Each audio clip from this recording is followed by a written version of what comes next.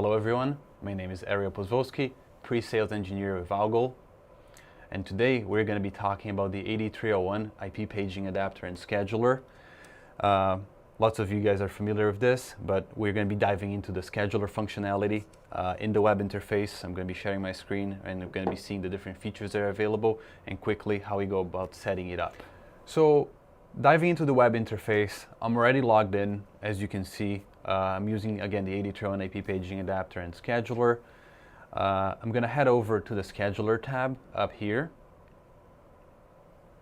Once we get to the scheduler, first thing I see is the calendar, which right now is completely blank, not populated at all. It is in default settings. That's the way it should be.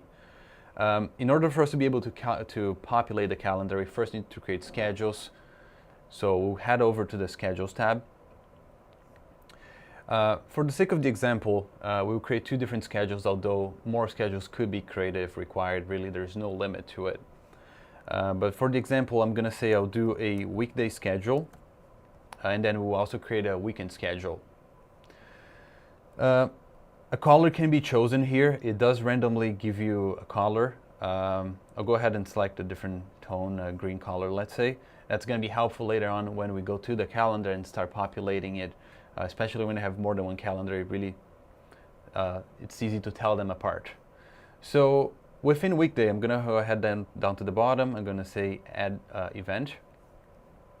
And we'll start creating a couple events. Let's say I'm going to do a morning event. Let's say at 8 a.m. That's start of day. So let's say a tone place to let everyone know the day is starting. An audio file can be selected. As you can see right now, I only have a few choices. These are all choices that come from factory of the device.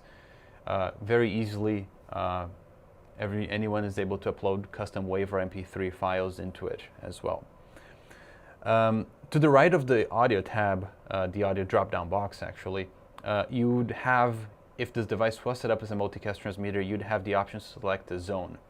We don't. Like I said, the device is in factory settings. It doesn't always apply to every use case, but this may or may not be here depending on your previous configuration. I'll do the second example, just a second event for the sake of the example. We'll call it lunch at noon. It is military time, by the way, so if it was 1 p.m., it would be 1300. I'm going to select a different audio file here for the sake of the example. Let's say speech test. And I'm going to save it. So my weekday calendar is really all done. I'm going to go ahead now and create a weekend schedule too. Call it weekend. We'll add one event within, let's say also morning, but on weekends the crew starts work at 9 instead of 8 a.m. We'll choose a different audio file. And that's pretty much it.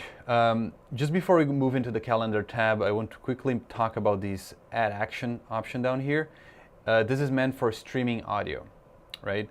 So basically you can have an external audio source connected and then you can set up a start time and end time for this to stream audio, right? We're not gonna be testing this today, but just know this add action is meant for this.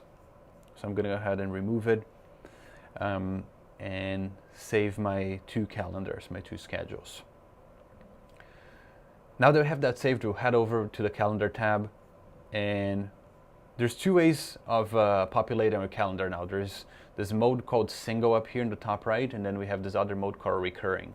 Single means when you select a calendar, and I'll go ahead and do that for the example, so let's say weekday, you pretty much click on any given day, for instance, the week of March 6th, and any given day I'm clicking on, it's populating. You can see up here it's telling me that my changes are not saved. It's just a reminder to save it once you're done.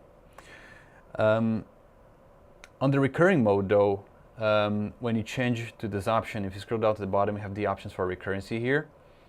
Pretty standard, but for the sake of the example again, we'll say this is going to be recurring weekly on Monday, Tuesday, Wednesday, Thursday, Friday.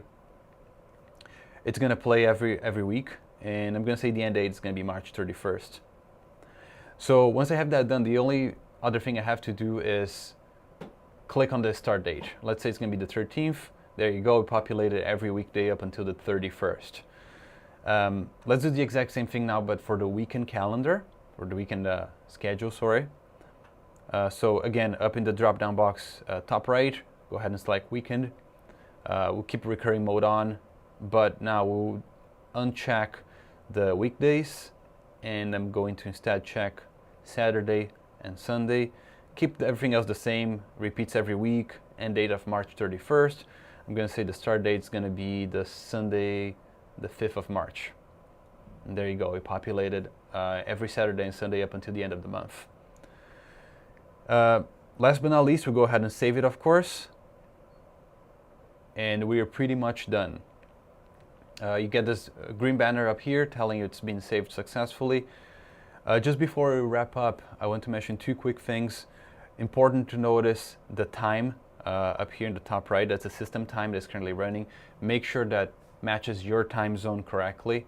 Settings are time settings are available in the advanced settings tab. Very important. And last but not least, in the data tab, you have the option to download the scheduler backup file, so you can back this up for any reason if you want to perhaps push this to another AD trail down the road, or just for the sake of safekeeping.